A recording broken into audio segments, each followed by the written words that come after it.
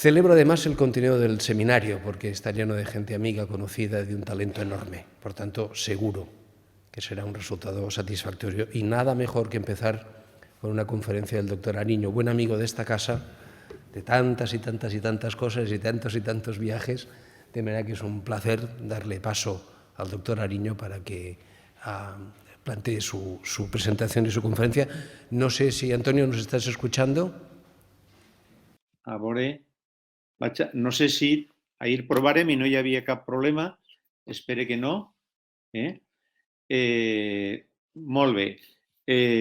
Aleshores, vaig a fer una exposició en la que tractarem de recordar alguns fets d'aquest procés que ens ha conduït a abordar la dimensió social de l'estudiantat mitjançant eines com són els observatoris de les condicions de vida i les expectatives dels estudiants i tractaré de ser sintètic donat que d'alguna manera hem començat un poquet més tard i pareixia que no funcionava bé. La primera qüestió, quan mirem la història de lo que ha sigut l'Espai Europeu d'Educació Superior, podem comprovar que hi hagué un moment en el que existia un rebuig molt gran a la implantació de l'Espai Europeu d'Educació Superior i algunes de les crítiques, per favor, podeu passar diapositiva, tenien que veure amb la idea de que l'espai europeu estava orientat a produir estudiants de cara al mercat. Aquesta diapositiva ho expressa molt clarament a partir de la vinyeta d'Eneco, en la que a lo llarg dels 4 cursos se convertirà en una tuerca que està perfectament disponible per a l'engranatge del mercat, no? I que, per el contrari, la universitat havia rebutjat la qüestió de la ciutadania. Però no és cert. Podem veure la següent diapositiva en la que, en definitiva, la societat del coneixement utilitzava 4 nuclis bàsics, no? En primer lloc, la centralitat de l'aprenentatge. En segon lloc, la garantia de qualitat. En tercer lloc, la internacionalització, la harmonització a nivell europeu dels títols, dels processos d'aprenentatge i la mobilitat entre l'estudiantat i la dimensió social. Però és cert que aquesta dimensió social no estava des del principi en els documents.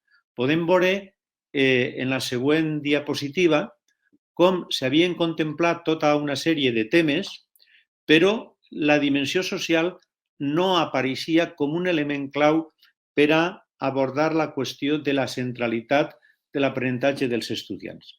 Estava la qüestió dels resultats de l'aprenentatge i les competències, la empleabilitat, l'aprenentatge a lo llarg de la vida, el disseny obert dels títols, les metodologies o tècniques, un canvi important en les metodologies o tècniques i la coordinació del professorat. Tot això eren elements substantius que estaven desenvolupant, estaven expressant en què consistia la centralitat de l'aprenentatge. Però la dimensió social, si un la busca en els primers documents, no la troba.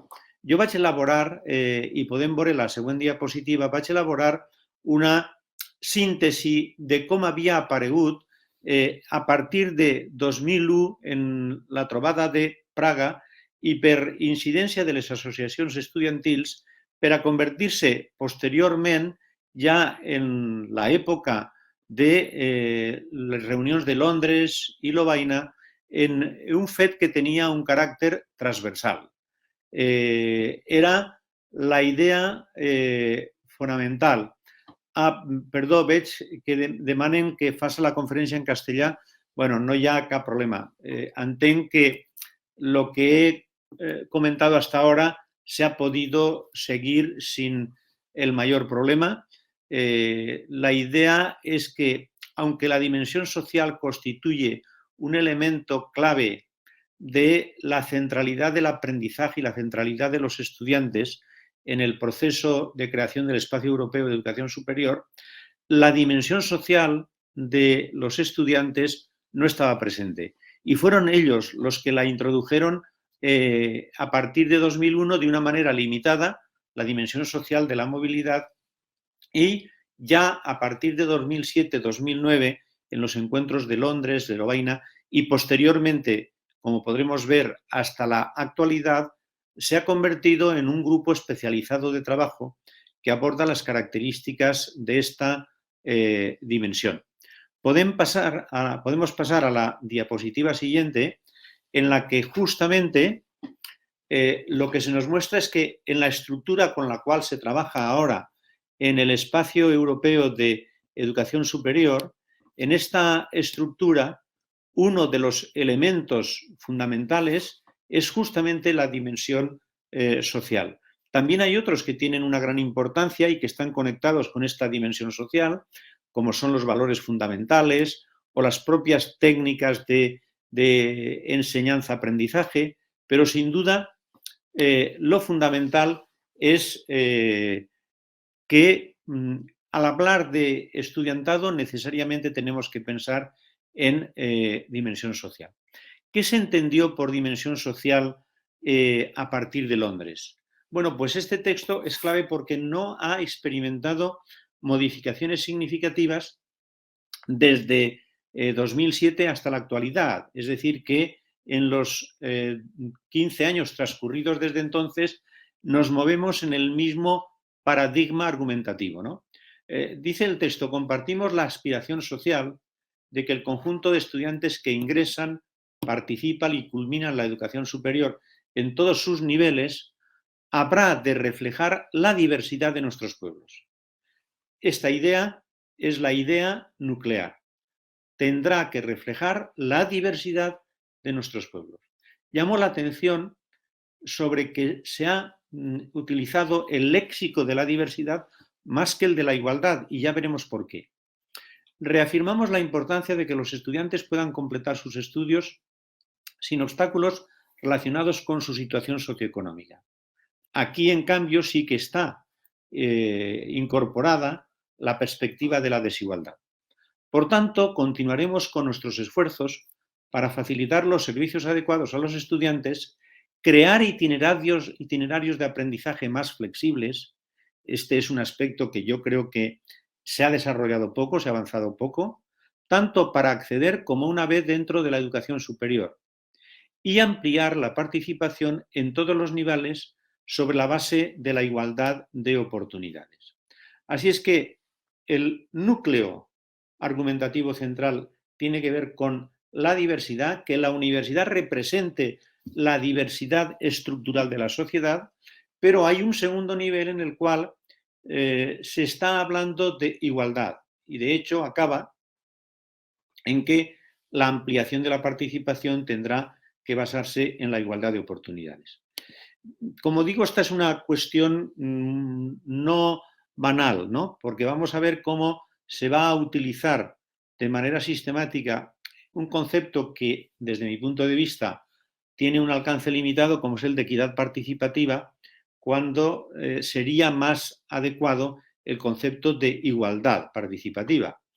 Bien, pero la dimensión social comporta comprender el régimen de dedicación que siguen los estudiantes, facilitar la equidad participativa en el sentido que ya hemos comentado, de que al menos debe incluir la igualdad de oportunidades, algo así como si en la meta de salida, en el punto de salida para la carrera, no en la meta de llegada, sino en el umbral desde el cual vamos a partir, todo el mundo tiene que tener las mismas oportunidades. Esto es un tema que cada vez discutimos más en sociología, si puede darse realmente una igualdad de oportunidades, dado que, como vamos a ver, los bagajes familiares, escolares, culturales que uno trae en su mochila son bastante diferentes, ¿no? Después se ha subrayado mucho la importancia de que sea una universidad inclusiva. Inclusiva porque incorpora a las personas con diversidad funcional, inclusiva porque incorpora a las personas de edad más o menos avanzada, inclusiva porque incorpora a estudiantes de otros países, de terceros países, etcétera, etcétera. Para ello necesitaremos un sistema de becas adecuado, suficiente, unos servicios académicos, unos servicios sociales, dentro de los cuales deberá incluirse el servicio de la salud, un sistema de información, puesto que si no se tiene la información adecuada desde el principio, es difícil que uno en su mente introduzca las expectativas que podrá realizar en la universidad. El ejemplo más claro es el Erasmus, ¿no? La información de los programas Erasmus, suponemos que a todo el mundo les ha llegado y les ha llegado con las mismas posibilidades de incorporarlo en su interior como una expectativa posible.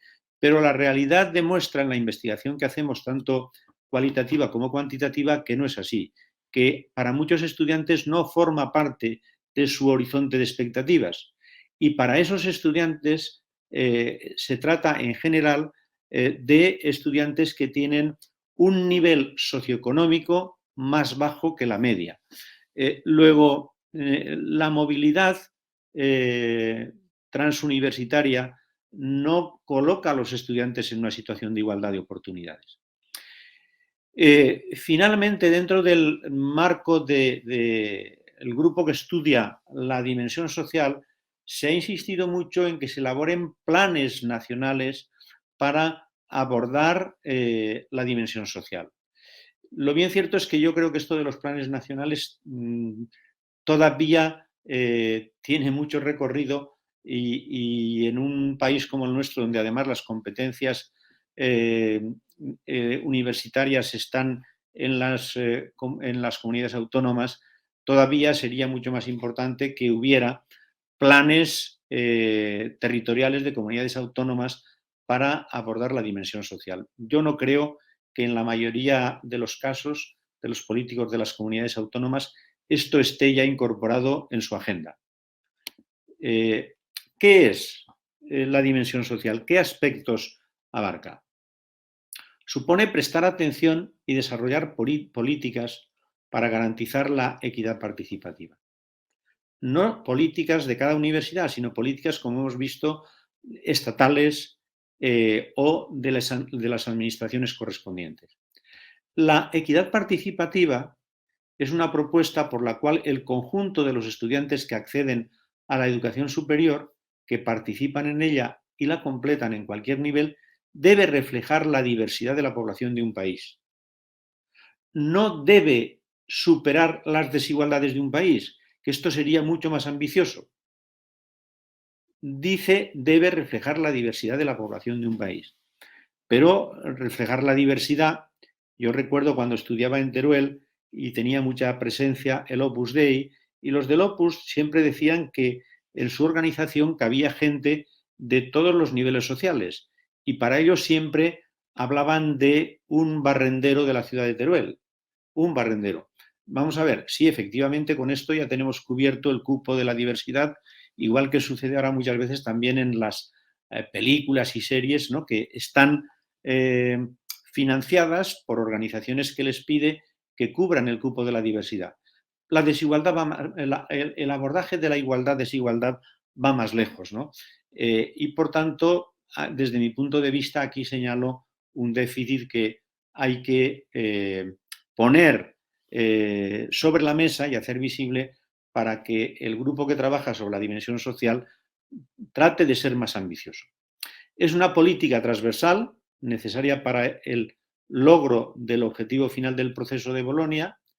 Los estudiantes deben tener la oportunidad de emprender y completar sus estudios sin obstáculos derivados de su condición social y económica, y las autoridades deben garantizar los servicios adecuados para que haya trayectorias de aprendizaje más flexible en el acceso a la educación superior y en la movilidad. Y como ya dije antes, estos servicios deben ser tanto académicos como sociales, sociales en el sentido más amplio posible. Deben realizarse también impulsos para extender la participación a todos los niveles. Así es que el proyecto de dimensión social es extraordinariamente potente, es ambicioso, aunque debe dar un salto cualitativo más desde mi punto de vista en el marco teórico y unos cuantos saltos en el nivel de la práctica, porque todavía en los textos que encontramos en 2021 se habla justamente de estos aspectos: equidad, diversidad e inclusión.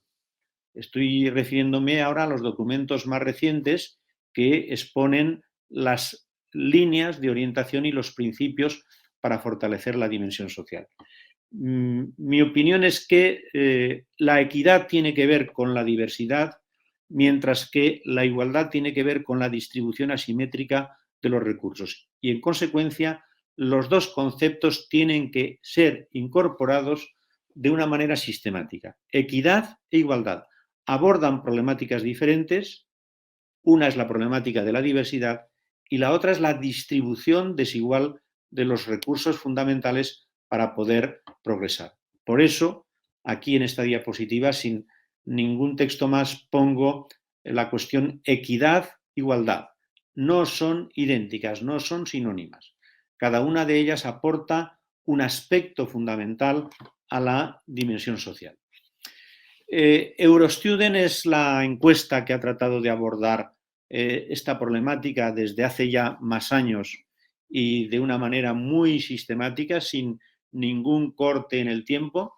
Vía universitaria, en el caso nuestro, pues es sin duda también ya un proyecto que creo que podemos decir que está consolidado y nos sentimos, todo el grupo que trabajamos en vía universitaria, muy satisfechos, muy contentos de poder ir preparando ya el nuevo proyecto, porque estas encuestas, como también decía el rector en su intervención, lo que nos van mostrando es cómo va cambiando el propio paisaje del estudiantado.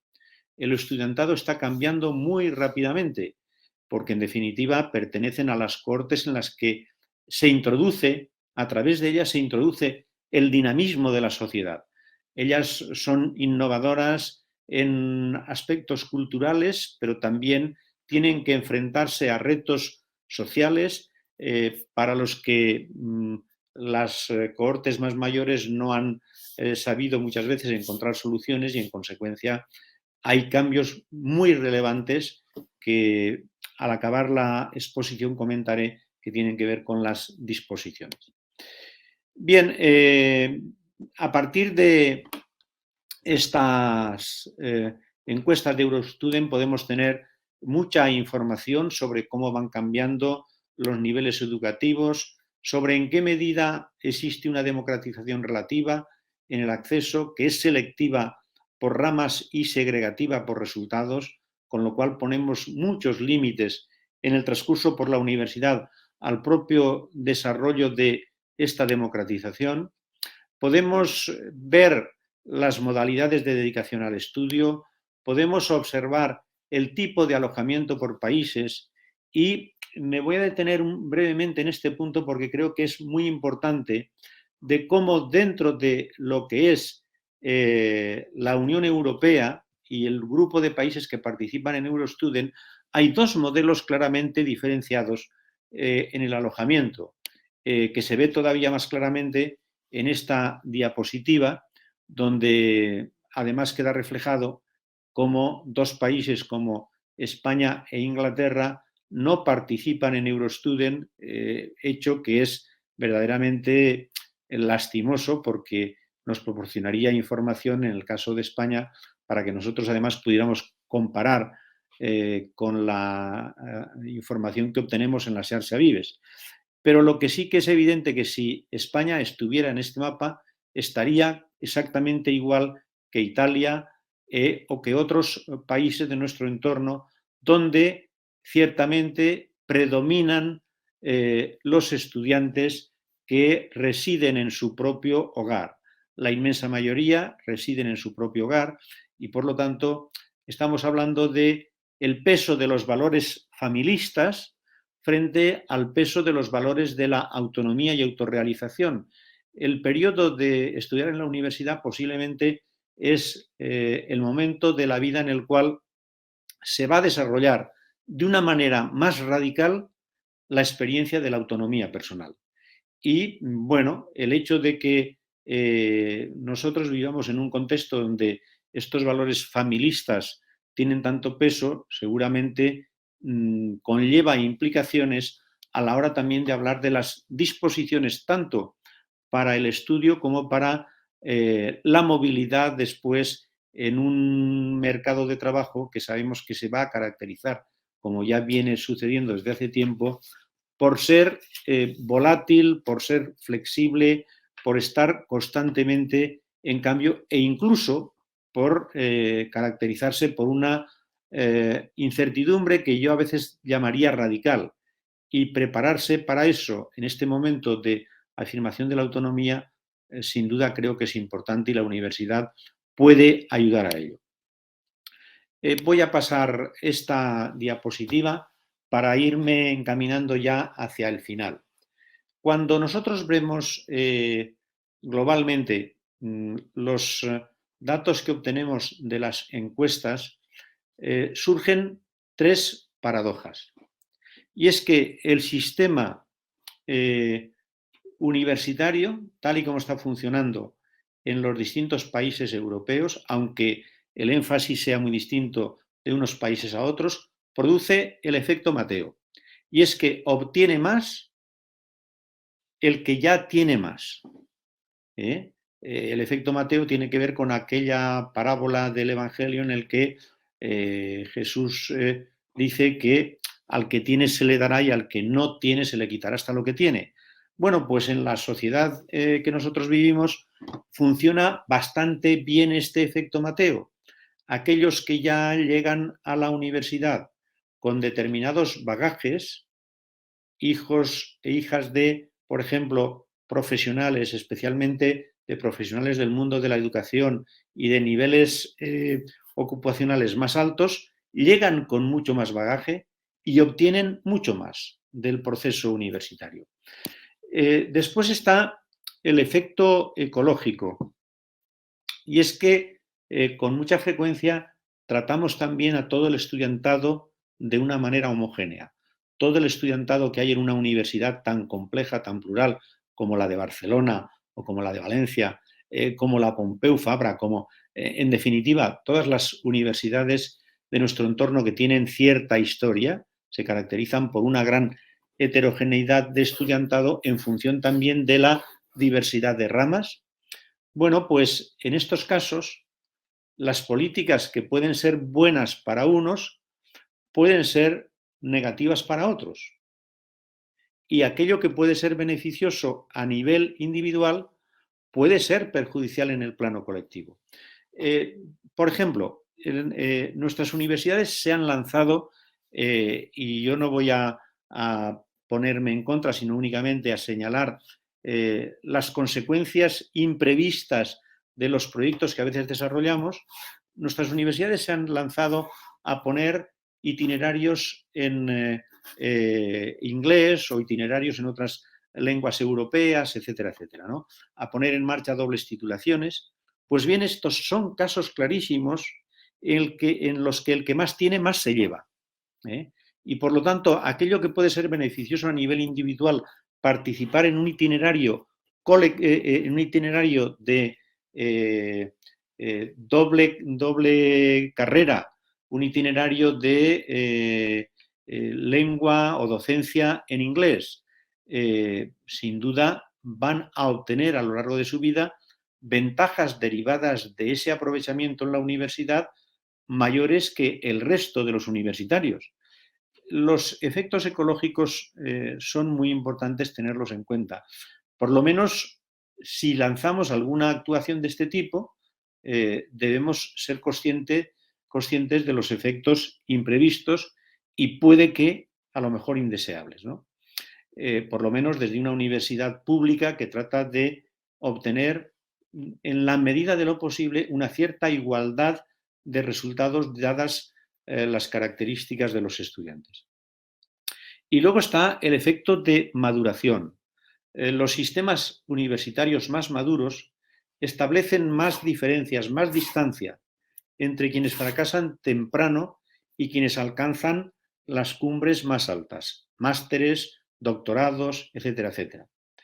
Y además lo hacemos bajo el supuesto de que efectivamente siempre triunfa el mérito. Cada uno piensa que la posición que tiene es porque se la merece y solo porque se la merece. Este fetiche de la meritocracia ha sido bien analizado por muchos autores franceses, norteamericanos. Tal vez el libro que haya tenido mayor impacto es el de Michael Sandel, pero Michael Sandel no es precisamente el investigador que ha trabajado este tema con más perspectiva empírica.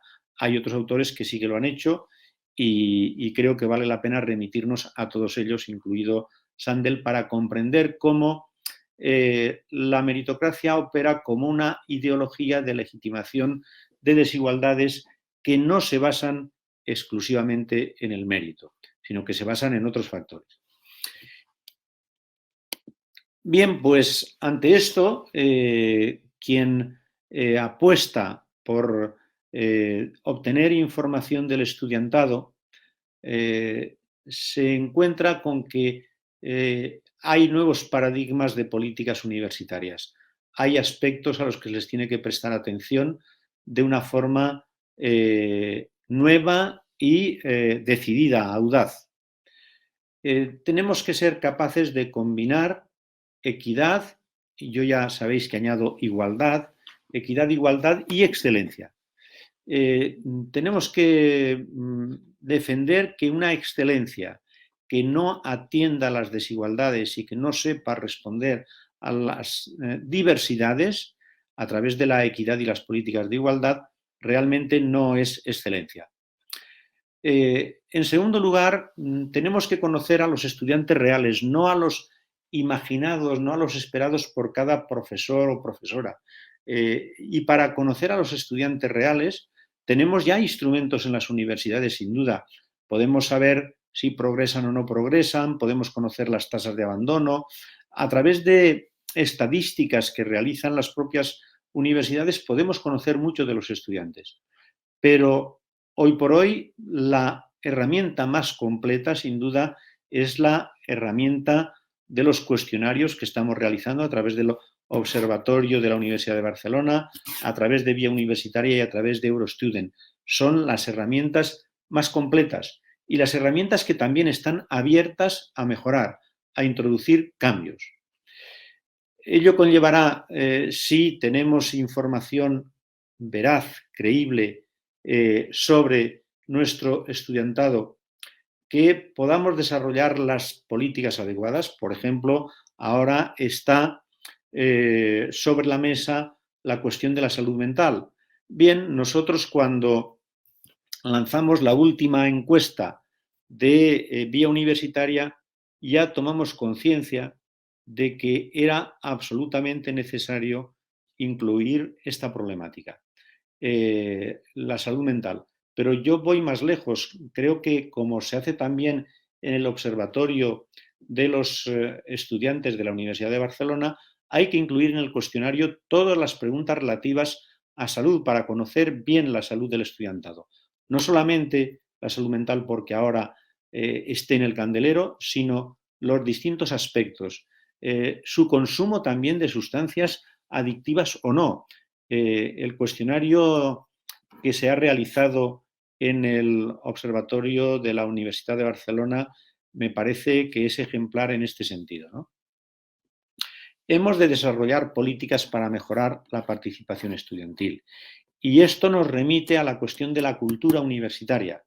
La cultura universitaria no es meramente, ni mucho menos, que nosotros consigamos que los estudiantes, las estudiantes, vayan al teatro, vayan al cine, sino que se impliquen en los valores, los problemas más actuales, más perentorios de la sociedad en la cual vivimos. Por supuesto, por ejemplo, la participación en la sostenibilidad, en el cambio climático, etcétera, etcétera.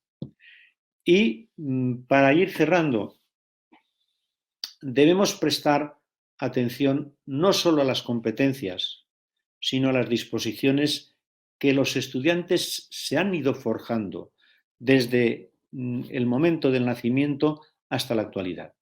Porque las competencias nos hablan de las técnicas con las cuales conseguiremos lograr determinados objetivos. Pero esas competencias serán más o menos eficaces, conseguirán tener más o menos potencia si las disposiciones que tienen los estudiantes a hacer determinadas cosas son también mejores. Se ha comprobado en un estudio francés reciente que aquellas estudiantes que con anterioridad a entrar en la universidad ya desarrollaban tareas de voluntariado, pertenecían a asociaciones y organizaciones y mantienen este compromiso durante la etapa universitaria, es decir, mantienen estas disposiciones a pensar en clave colectiva, en el bien colectivo, tienen mejores expedientes. Bueno, pues debemos prestar también en nuestras encuestas atención a las disposiciones y no solamente a las competencias. Este aspecto merecería un desarrollo más amplio, pero ahora no tenemos tiempo. Y todo ello porque en definitiva, como también vuelve a decir esta viñeta de Eneco, el mismo humorista que utilicé al principio, el muro más infranqueable es la desigualdad. En una viñeta de El Roto, en el periódico El País, ironizaba de la manera siguiente sobre la autodeterminación, que es un tema que está también tan presente en los medios en la actualidad. Y decía, bien con la autodeterminación de género, pero ¿para cuándo la autodeterminación de clase? Bueno, sabemos que la autodeterminación de clase es imposible, ¿verdad? Pero sin duda la universidad tiene que tomar en serio al estudiantado y al tomar en serio al estudiantado se encuentra con tres problemáticas fundamentales: la desigualdad, la diversidad y la calidad de los procesos formativos. Yo creo que el observatorio, que lleva ya no sé cuántos años, Ángels, pero ya es un número importante de años como para poder abordar tareas como la encuesta de la cual nos hablarán hoy, puede ser un lugar de encuentro de especialistas de distintas áreas de conocimiento, de distintos servicios que están preocupados por el estudiantado y que puede ser también ese espacio público en el que hacemos mejores nuestras universidades. Ojalá este ejemplo del observatorio de la Universidad de Barcelona cunda y se extienda por muchas más universidades. Sabemos que la Complutense también está en ello, pero ojalá cunda en la Xarxa Vives y se extienda por todas las universidades. Muchísimas gracias.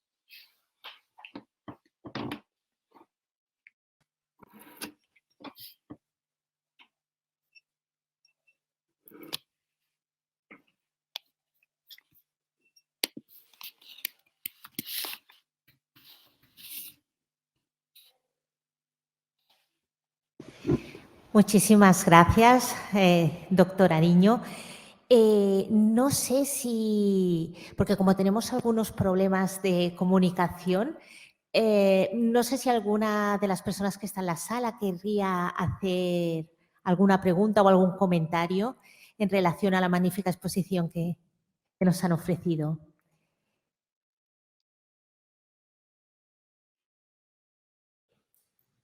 Sí, gracias.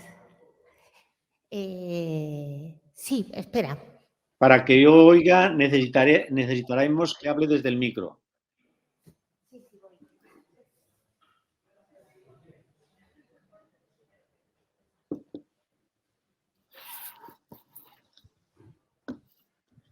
¿Se me escucha? Sí. Perfecto. Bueno, muchísimas gracias. En primer lugar, bueno, yo soy Nicolás Hernández, presidente de la Coordinadora de Representantes de Estudiantes de Universidades Públicas. Y bueno, quiero decir que todo lo que has puesto nos parece increíble, sobre todo teniendo en cuenta que al final habla de la perspectiva estudiantil y de nuestras necesidades, y es muy importante tener eso en cuenta a la hora de diseñar políticas públicas y a la hora de diseñar las políticas que tienen que hacer las universidades.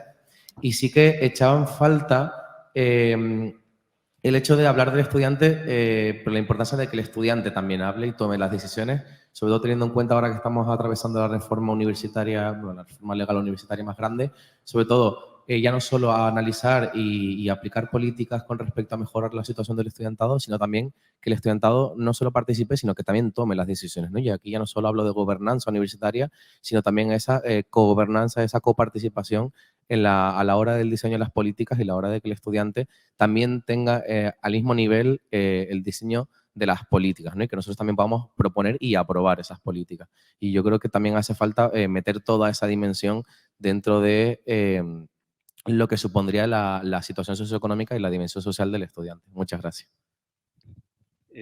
Nico, estoy totalmente de acuerdo. Tenía en un punto, pero no lo he desarrollado como los otros, la cuestión de la participación plena, ¿no? Participación política, participación asociativa, participación cultural. Yo creo que efectivamente el estudiantado ha de estar presente en todos los niveles, hasta cuando se evalúan las universidades. La ACU lo hace muy bien, ¿no? Siempre tiene estudiantes en los procesos de evaluación y creo que estamos hablando de personas adultas que tienen mucho que decir y por lo tanto su voz, vuestra voz, es imprescindible, ¿no? Se habla de muchas maneras. También es cierto que a través de las encuestas también conseguimos que hablen aquellos que habitualmente no hablan. Por tanto, yo soy una persona absolutamente convencida de la necesidad de que participéis a todos los niveles. Pero no olvidemos que una encuesta en la que vosotros también participéis en el diseño es una forma de llegar a estudiantes que difícilmente hablarán, ¿no? Y de tener resultados representativos. Así es que cada foro, cada medio, cada instrumento nos aporta un aspecto. Pongámoslos todos en juego.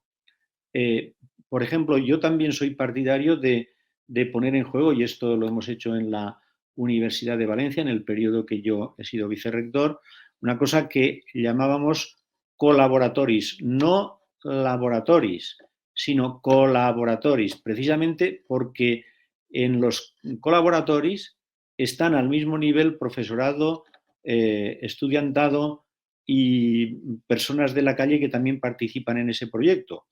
Está tomado, desde luego, colaboratory de la idea de laboratory, pero vamos a elaborar colaborando, y colaborando todos. Y en ese que ya no es el marco estrictamente de la clase, además, todos en pie de igualdad.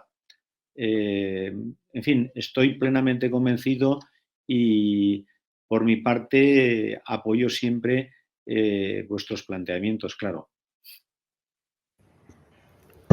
Muchísimas gracias. Doctor Ruiralta.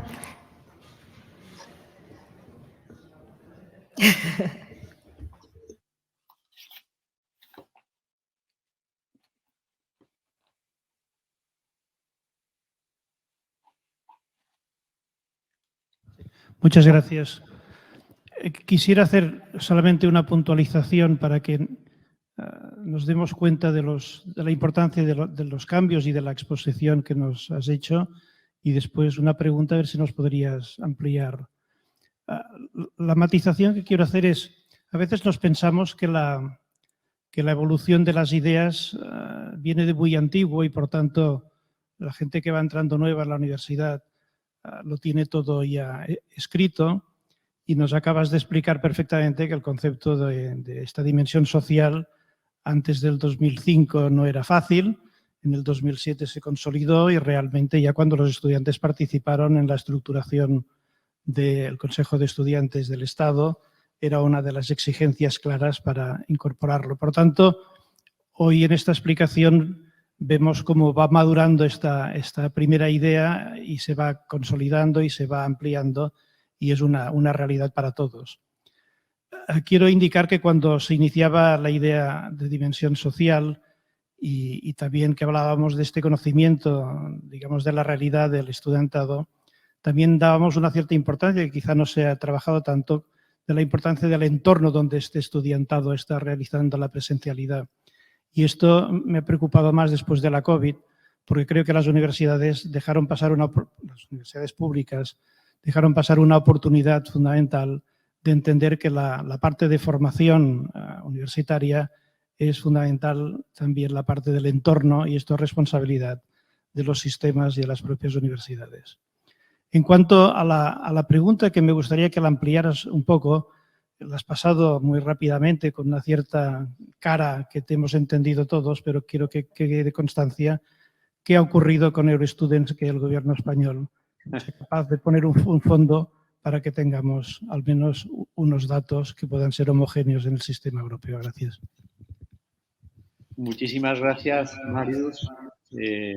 Bueno, nadie conoce mejor que tú cómo fueron esos años de introducción de la dimensión social en España y también de nuestra participación en el Eurostudent, ¿no? Gracias por todo aquel apoyo que tuvimos, pues las pocas personas, pero que empezábamos a constituir un grupo que se preocupaba por estas cuestiones y que justamente también tiene ahí en la Universidad de Barcelona a Miquel, a Ernest y a muchas otras personas, ¿no?, que están trabajando sobre el estudiantado. Yo estoy totalmente de acuerdo en que sea donde sea que el estudiante reside durante el periodo de estudios, esto que se llama cultura universitaria, o deberíamos llamar cultura universitaria, consiste precisamente en mostrar el compromiso con el territorio en el cual estás.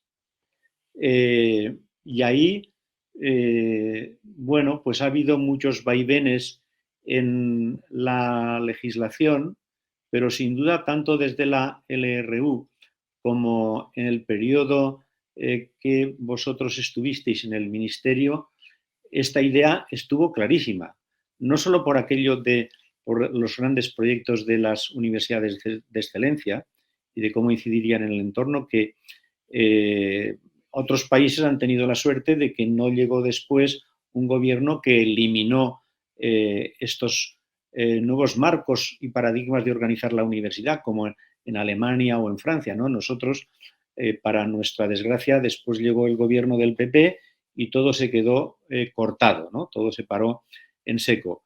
Pero ciertamente el compromiso con el entorno tiene que darse a todos los niveles, institucionalmente por parte de la universidad y con el estudiantado a través de el desarrollo de proyectos prácticos en los cuales tienen un compromiso con un barrio, con una zona de su ciudad o con una categoría social excluida, etcétera, etcétera. Yo creo que esto forma parte de cómo se entendía la universidad en la Segunda República. Pensemos en aquellos programas que se iban los estudiantes a hacer teatro por los pueblos, la barraca, etcétera, etcétera. Así se entendía que debía rellenarse la tercera función de la universidad: docencia, investigación y cultura actual, ¿no?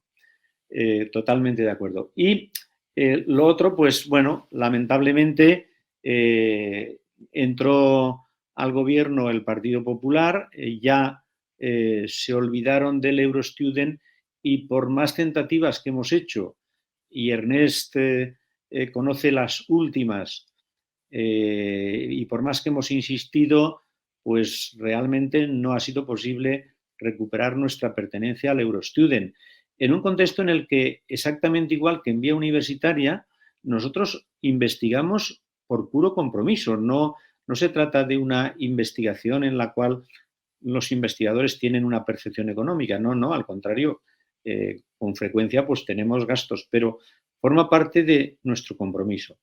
Y el haber conseguido que esta red en las universidades, todas las universidades de la Xarxa, consiga una consolidación tan clara como la que hemos conseguido, creo que en algún momento podrá hacer torcer la voluntad en Madrid, en el Ministerio. Así lo espero, ¿no? No dejaremos de intentarlo incluso con el ministro actual. Pero lo bien cierto es que en la última no hemos estado y en la penúltima tampoco. Y deberíamos estar para sensibilizar a todas las universidades españolas de lo importante que es pertenecer a este proyecto y pertenecer a la dimensión social. La dimensión social no es un añadido que ponemos a las universidades, es algo intrínseco al propio compromiso de la docencia. Y termino diciendo que... Parece que hemos perdido la conexión, a ver si la podemos recuperar. Estos son los problemas de las videoconferencias. En todo caso, creo que el mensaje que quería enviar el doctor Ariño ya lo ha enviado.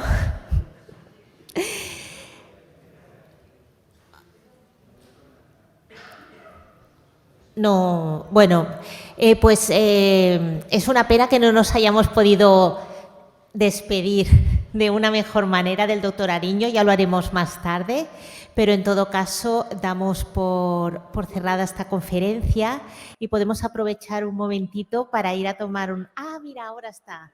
Ha sido un... Pensábamos que te habíamos perdido ya. El Guadiana, soy el Guadiana. No sé qué ha pasado con...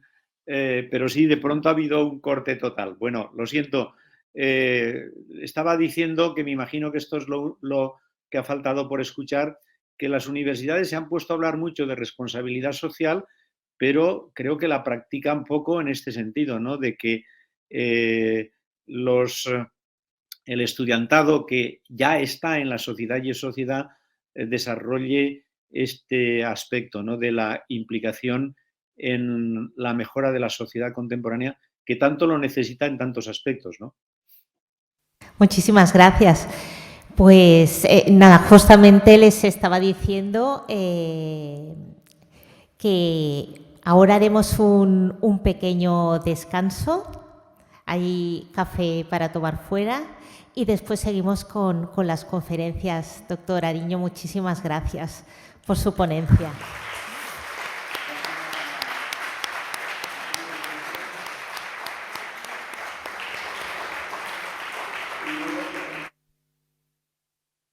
Perfecte, gràcies. Adéu, que vaig molt bé.